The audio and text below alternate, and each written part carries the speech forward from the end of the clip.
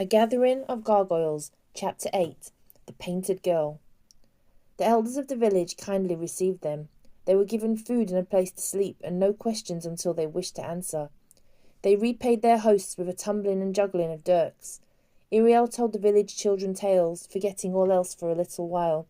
In that dreamy serenity, it seemed they might linger as long as they liked. Yet gradually, as Iriel felt her strength returning, the peace and contentment of the Zambulian village trickled away. The maiden's rhyme came back to her. Time began to hang heavy. Orm beckoned, and Iriel knew she must be on her way again. 1 hour she arose from where she sat.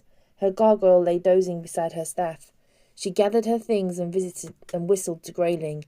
On the shady side of the village square, villagers stood grinding nutmegs into flour. Galner and Nat sat nearby, juggling uncracked nuts. Iriel went to them. She had put her travelling cloak on and slung her pack from one shoulder. "I must go," she said. "I have stayed too long."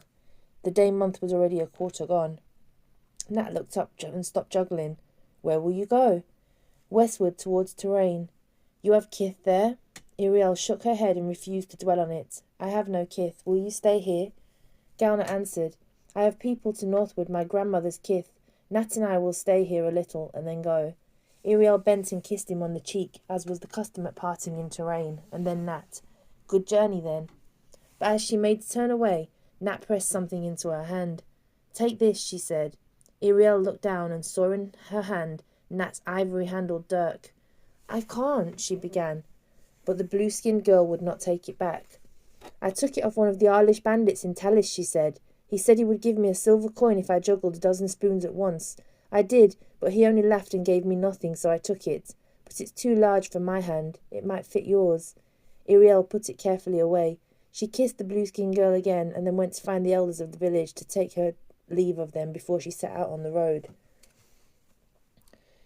She wandered westward across Zambul.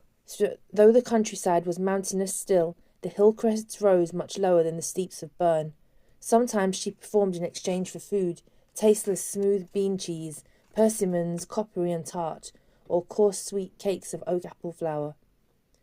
She passed rocky meadows of nibbling goats. Sometimes she saw beaters harvesting wild grain, or berry pickers, or goose girls tending to their flocks. Gleaners gathered deadwood from the holts, but nowhere did she pass any running streams. The people seemed to draw all their water from wells. Water sellers stood at crossroads offering dippers to travellers for a price. Iriel had to sing for a drink as well as food. Everywhere she stopped, Iriel told her tales. The heron sat wooden upon her staff. The little dust shrimp ran along her arms when she played the bandolin to the villagers' delight. They called the gargoyle her great grey dog. The land continued very poor and dry, but nowhere ravaged as had been the haunt-woods of Bern. Then 1 hour, when the day-month was nearly 3/4 gone, she came upon a blackened hillside, the twigs of the bushes brittle and curled. The whole place smelled scorched. Iriel stood a moment gazing at it. The gargoyle whined, pacing restlessly. Iriel quieted it, and then continued down the road and across the narrow vale. She asked a boy tending kid goats on the opposite hillside what had caused the damage, and he, looking up from the wooden flute he was piping, shrugged. Angels slept there a few day-months past. Iriel felt a coldness glide along her back. The dark angel of Bern ranges so far, but the boy shook his head. "Not Bern's, our own." Iriel shook her head, not understanding. "There is a dark angel on Zambul?" The boy nodded indifferently. "But your land is fair," said Iriel. "No blight twists the trees." The goatherd glanced across the vale. "There's blight." "But the whole heart of Bern, near half I saw, was blighted because of their dark angel." The boy laughed then scornfully. "That's because theirs lies only in one spot, day-month on day-month, year after year, lets his poison gather and spread. There's a stupid dark angel, spoils his own hunting grounds." Iriel began to speak, but the boy was looking off. "Hardly anyone but thieves left in Bern now because of it. The babes die, they say, and the children die, and before another 60 years there'll be no one left in Bern at all." "But," Iriel started, "if you too have an Icarus, how is it Zambul remains—" "Whole?" the boy asked her. "Hale? Not half so whole or hale as he was before he came. 50 years he's been here, but he never lies in the same place twice. Do you see? The taint can't take hold." The boy sat fingering his flute, not looking at her. And if the spot where he settles is blighted, in a year or two it begins to come back. Meanwhile we keep our kin away. None of us may go there, so we don't die as they do in Bern, or miscarry." Iriel felt lost, too astonished to speak. She thought Zambul was clean of the witch's sons. The gargoyle howled suddenly, and the boys' kids upon the hill started and bunched. "Odds, hold your dog!" the goatherd cried. Iriel quieted the gargoyle, turned back to the boy. He had settled onto his place again. The kids nibbled at their scrub. "But a dark angel must hunt," she said at last. "None of the people I've met here seem to move in fear or speak with loathing of the night. No walls surround the villages. No bolts are on the doors. How can your people feel safe?" "Ah," the boy smiled, blowing a few sweet, shrill notes on his pipe. "It's because we treat with our dark angel." Iriel knelt below him on the rough hillside. "How do you mean?" "Wherever he has settled to wait the day, the people thereabouts know of it from the shrivelling of the trees and the stink of rot, so they cast lots by household, and whatever house draws the bid, the bad lot must give one of its own to the vampire by nightshade. It's simple." Iriel felt her throat closing. A little breeze traced against her cheek, but her chest was too tight to take any in. Grayling against her began to growl. She shook it to be still. "The people of Zambul give up those of their household so willingly?" she asked. The boy shrugged. "Some willingly, some not. What matter as long as the angel leaves? He has his fill and flies away, and doesn't trouble the same place again for years." Iriel shook her head. She felt hollow and realized she had not eaten in 6 hours. "Who goes to the dark angel?" she asked the boy. "Daughters," the goatherd told her. "Sons, newborn babes or criminals, strangers, no sick or moribund, no old people unless they are vigorous, but mostly the ones that fall to the Icarus are slaves."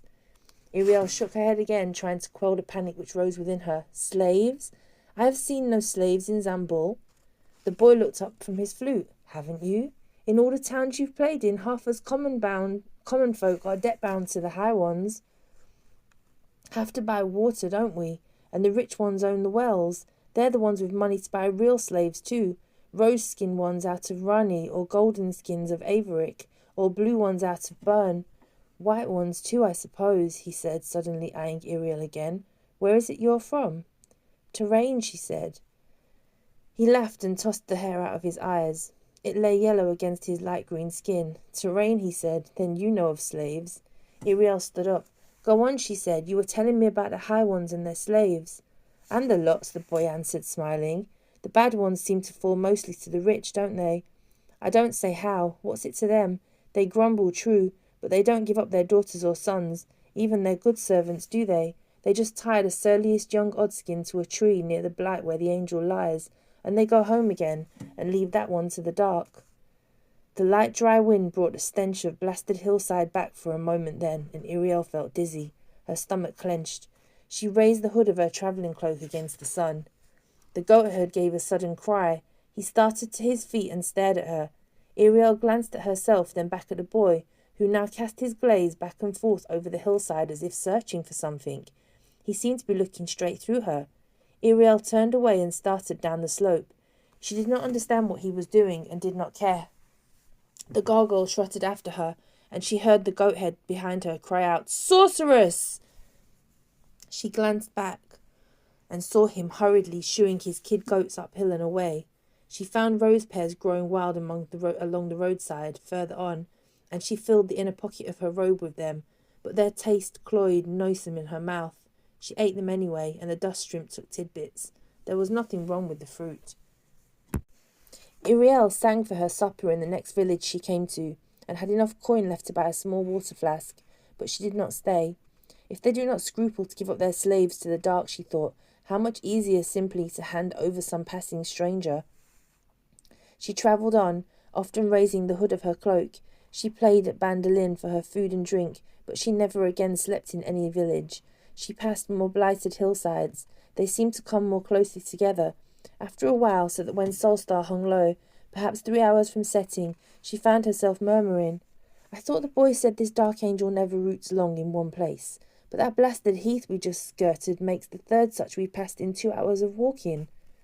She stroked the gargoyle's mangy fur, gazed off into the trees. They were walking along a wooded stretch. Well, perhaps it does not like the fare it has received hereabouts, and so stays to exhort better. Before she'd even finished her words, she heard a creaking of laughter like a rusted hinge. Looking up, surprised, she saw an old woman standing just off the road, bent nearly double beneath a load of sticks. "Well, maid," she called, "you have murmured truer than perhaps you know. All these lands belong to the Magis. The bad lot fell to him 3 months gone." Iriel halted. "Did he refuse?" "Refuse?" the old woman cried. "Pah, never. Tried and tried 3 times, now going on 4, to feed the winged fiend. Only the angel is not satisfied." "Why is that?" The bent woman heaved a bundle of sticks from her back and straightened a bit. "Have you any water about you, maid? Ah, how the gathering does make one dry." Iriel handed her flask to her, and the other drank greedily, then wiped her mouth upon her sleeve and handed the empty vessel back to Iriel. She tugged peevishly at her bundle, as though it had suddenly become too heavy to lift. "Don't trouble yourself," said Iriel, balancing the load upon her hip. "Will you give me the tail?" The gatherer's lined face cracked more into a smile. "My cottage lies this way," she said. "I might as well talk upon the way as not, so come along." She hobbled off, and Iriel followed. The gargoyle roamed through the trees ahead. "It is almost 4 months now since the birdman last took a soul, but that is not because the Magis has failed. 3 dawns running his people, returning to the spot, have found the silk cords cut and the offering gone. The birdman will not fly. Each daybreak he settles in a new quarter of the Magis's lands. The Magis is in a rage. It's never been heard of before for the angel to spurn offerings that were healthy and young. The bird priests say their god is displeased. The Magis must offer someone nearer his heart, a different sort of sacrifice." "Priests?" whispered Iriel. "They have made a god of this Icarus?" The old woman shrugged. "When I was young we prayed to the old ones, but they never came into the world any more, shut away in their cities while the world winds down. Pity they did not build it to last." The gatherer sighed. "I think they must all be dead by now." Iriel protested. "Ravanna is not dead. She lives, and she must live. She promised to return." The other clicked her tongue against her teeth. "Our air bleeds off into the void. The rains do not fall. Trade dwindles. News hardly moves between the kingdoms any more. The Magis's rule, and the rest of us slave to the water debt." She clicked her tongue again. "I think Ravanna is overdue." Iriel said nothing, and the old gatherer sighed and shook her head. "Even the spotted panther, Samalon, the last god we had. The last good god we had." "Samalon?" said Iriel. "Do you speak of Zambulon, the warden of this land?" The old woman shook her head. "I know nothing of that. I was just a girl, but she is gone. A new god is on the Zambul now, and his priests." She began to laugh again, suddenly like a cartwheel squeaking. "Aha! The bird priests say they know their god, but they are guessing. They know less in this matter of the Magis than even I." "How so?" Iriel shifted the bundle upon her hip, and the twigs pricked her. "Well," said the old woman, "there was a girl, I came upon her in the woods not 2 months past, when my gathering kept me late abroad past sunset. She seemed quite breathless with running and with weeping. Her wrists were all bruised, as though they'd been bound. My hut was not far. I took her there, but she would not stay. She was in such a fear. She told me she was a slave in the Magis's house, and had been intended for the Dark Angel, but a great monster had come out of the woods, chewed through her bindings, and set her free. I thought her mad. She ran away then, and would not come back after my calling. I went into my hut after and barred the door, and sitting alone all fortnight I remembered how I had heard of the Magis's offer in the day-month before. But the angel spurned the gift, and I began to wonder then if perhaps this was the grey-winged creature the girl had spoken of that had freed both offerings, and not the angel's scorn. The old woman walked on a little while in silence then, but presently she returned. "Next day-month at my gathering I came upon strange tracks in the woods, great paw prints like none had ever seen before, and 2 huge feathers, all grey and mighty, far bigger than any bird's should be. And once I heard a strange whirling, but it put me in such dread, I left my bundle on the ground and went the other way as quickly as I might. In the late afternoon of the same day-month I ran into a traveller, who told me the Magis's offering had again been scorned. The vampire's angry screams were heard. He still roosted near, so the Magis would have to offer yet a 3rd time. by evening, even if he did not wish to lose more land to blight. That fortnight, to be sure, I was home long before Solstead, and I barred my door. The next morning, just at daybreak, I went to a neighbour of mine to get the news, and she told me the strangest thing. She said a boy had run past her daughter's house, not 2 hours into the night, and falling had entangled himself in the vines, making her fence. She went out with a torch to see what was the matter, but the boy only wailed and thrashed. She saw about one of his wrists a length of thick blue cord that had been chewed at, not cut, but damp and chewed, and the boy's clothes were not common flocks, but tram, the silkiest stuff they wear in great houses, even the servants. She went back into the house to get a hack to cut him loose, for she feared in his thrashing he would break an arm. But when she came out again, he'd gotten free somehow and gone.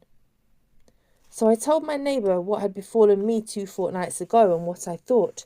Then I went back to my gathering, for I was late about my task that day, and slow as well, for I was deep in thought. Just put those down on the doorstep, my girl. I will put them where I want them in a bit. They had reached their old gatherer's cottage. Iriel dropped the bundle where the other had bayed, but though the woman offered food and a place to sleep, Iriel would not stay. She was desperate to be out of Zambul now, and she had no idea how far off the border of Touraine lay. At length the old dame refilled the water flask and gave her a bran cake in thanks. Iriel whistled to the greyling on her side. As she stepped from the trees into the path once more, the dust shrimp nibbled its crumb of bran. The road wound on through a long, broad valley, and presently the woods on either side fell away. The road forked, and Iriel took the path that had begun to rise.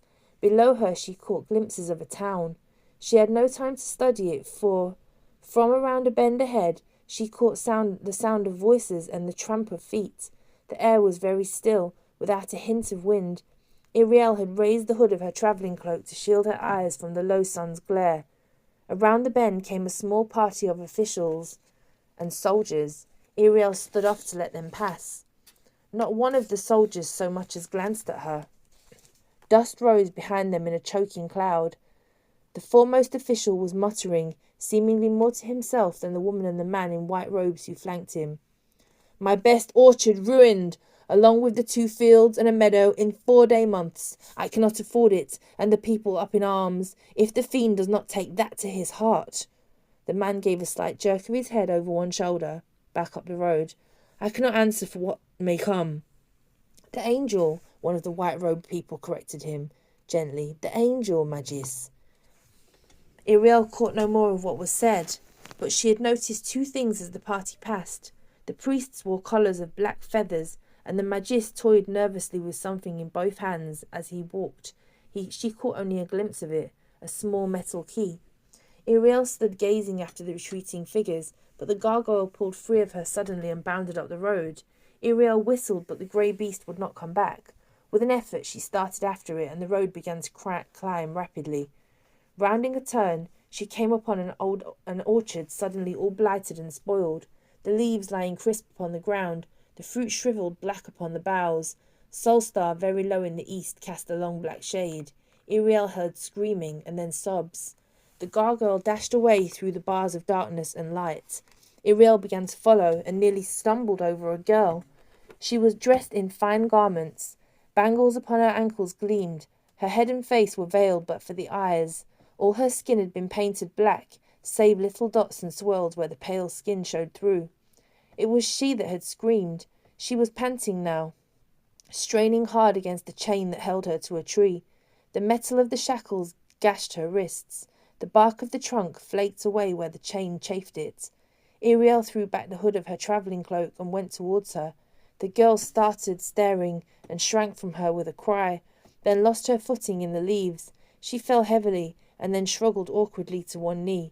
"Spirit!" the painted girl gasped at last, sinking again behind the tree. The chain had slipped, and she could not rise. "Spirit, for the love of old gods, help me! I must get free before Solstar sets." She began to struggle again.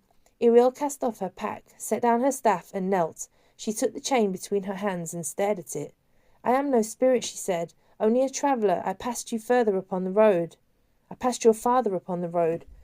The painted girl twisted her arms, trying to make her hands small enough to pass through the bands. "He is not my father," she spat. "I'm a slave in his house. Can you free me?" Her voice grew desperate again. "Oh, the beast, saving beast! Someone must have told him, or he would not have used the chain." Iriel tugged with all her strength and then rested a moment and tugged again. "What do you know of a beast?" "Someone told me the village talk, that a monster had come into Zambul to spoil the birds' hunting. It had set me free, they said, but what beast can bite through a chain?" Iriel pulled the ivory dirk from her robe. She pried at one of the links and sawed at it, and the blade's tip snapped. Iriel threw the dirk aside. "The links are welded shut," she said. "God's help me! God's help me!" The painted girl sobbed. She cried out suddenly, "Even now he wakes!" Iriel whirled, and abruptly she saw. In the heart of the grove, 30 paces distant, stood a massive tree. Upon one branch crouched something dark. It looked like a bundle of black velvet, as tall as Iriel and nearly as great around. The blighted tree looked almost grey in comparison, for this thing threw back none of White Soulstar's light. It was itself completely shadow. Not even heaven was so dark. It was the black of a dark angel's wings. Iriel felt the blood shrinking beneath her skin. The painted girl tore at her chains. The folded wings upon the low tree limb were stirring. "He wakes! He wakes!" the painted girl cried. Soulstar behind them was half set away. The bundle shuddered, paused, and then stirred again. Layers of darkness unfolded from it like the petals of a huge night-blooming flower. The painted girl thrust her wrist into Iriel's grasp. "Break my hand!" she cried. "Force it through!" Iriel found herself powerless to move. The unfolding of those wings fascinated her. 2 of the wings were now fully extended, and another pair poised half unfurled. The dark angel was turned away. Iriel realized that with a start. It was his back she watched. Its face was still hidden from the light. She came aware of someone's hands upon her. The painted girl had said something. Iriel shook her head dully and half turned to her. "Even broken, your hand will not pass through." "Cut it off, then!" screamed the girl. Half the dark angel's wings were open now, and the others beginning to unfold. The girl was groping desperately for something among the leaves. Iriel realized suddenly, like the lifting of a spell, in only a few minutes more Soulstar would be set. She turned and saw the painted girl snatching the dagger up, laying her wrist upon the ground, and putting the broken blade to it. Iriel stooped and caught her hand. "Hold!" she told her. "I have thought of a way." "Heron!" she hissed, catching her staff. "Bird on a stick! Awake!" The heron shivered and let out an outraged squawk and became flesh. "What is the matter?" she cried. "Why are you addressing me by ridiculous names?" The white bird clutched the head of the staff in her toes, flapping for balance. Iriel thrust her closer to the shackle about the painted girl's wrist. "Can you pick a lock?" said Iriel. "You unbarred the gate for us in Talis. Can you open that lock?" The painted girl stared at the heron, her sobs choked into breathless gasps. The heron eyed the shackle's keyhole and began to tap it with her bill, and the girl shrieked suddenly. "He stands!" Iriel started and turned. "Hold me steady," the heron snapped. The vampire stood up on the black branch now, its back still to the vanishing sun. The heron put her eye to the keyhole. The stink of rotten matter grew smothering. The Icarus fanned and flexed its pinions. Iriel wondered wildly where her gargoyle had gone, and where was the strange beast the old gatherer had spoken of. Soulstar sank lower, barely a fingernail above the hills. Oceanus peered pale blue through the curled black trees. She heard a scratching sound. The staff tipped in her hands. She saw the heron giving her neck an odd lunging twist. The tip of her beak in the keyhole turned. The painted girl tore the shackle from her wrist, and Soulstar set. The sky above turned black as nothing. The orchard around them was drenched in shade. The vampire stood upon the far tree turned, lit now with the ghost light of Oceanus and the stars. Iriel had only one glimpse of pale garments on the young man's form, a face savage with hunger and blank, colourless eyes. The painted girl screamed and bolted from Iriel. Iriel wheeled to follow, but the vampire was already flying. The wind of its wings flattened her garments against her, billowed her hair. Iriel threw herself flat to the ground, hoping it must miss her, and wheel around for another try. Even as she did so, the rhythm of its wings changed and steadied. It hovered now above her in the air. Iriel scrambled to her knees, caught up her staff. The Icarus stopped. Iriel swung. Her staff struck nothing, for the Witcher's son had drawn back suddenly. A form, two forms had leapt out of the grove. They sprang over Iriel, Grayling clamping the Dark Angel's forearm in its teeth. The other beast, grey like the first, seized the vampire's leg in its taloned paws. Two pairs of skinny wings thrashed upon its shoulders. A collar of brass encircled its throat. "Catwing?" gasped Iriel. "Gargoyle catwing?" The winged beast sank stump teeth into the vampire's leg. The Icarus screamed inhumanely shrill and shook its attackers off as though they were nothing. Grayling fell, but the winged beast recovered in the air. Gaunt pinions straining, it seized one of the Dark Angel's wings. Iriel held to her side, gasping for breath. Her fall had knocked the wind from her. Nearby, the grayling rolled, gibbering, gathered its fantastically bony limbs and sprang. Someone was pulling at her, and Iriel staggered to her feet. "Fly! Fly!" the painted girl shouted. Iriel sprinted away with her into the trees. Cat snarls, yelping, and bird-like screams rose in the distance behind them. The girl dragged her till Iriel regained her stride, but then it was the girl that clung to Iriel, gasping and stumbling. They left the orchard suddenly and burst into open ground. Earthlight washed around them, pale, pale blue. The stench of blight faded. Iriel gulped the clean air. Her staff felt lighter suddenly. She stared at it and realised that she'd been carrying it, her pack as well. The heron launched off into the air, skimming ahead of them down slope towards another vale. "Follow!" she cried. "I can find the best path!" And sailed low, whiter than wood smoke in the pale earth shine.